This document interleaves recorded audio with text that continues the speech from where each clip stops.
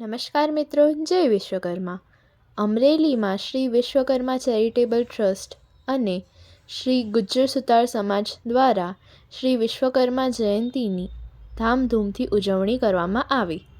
અમરેલીમાં દર વર્ષની જેમ જ આ વર્ષે એટલે સંવંત 2082ના મહાસુદ તેરસ તારીખ 13/11/2026ને શનિવારના રોજ અમરેલીમાં શ્રી વિશ્વકર્મા ચેરિટેબલ ટ્રસ્ટ અને શ્રી ગુજ્જર સુતાર સમાજ દ્વારા ઈષ્ટદેવ શ્રી વિશ્વકર્મા દાદાની જયંતીની ધામધૂમથી ઉજવણી કરવામાં આવી હતી.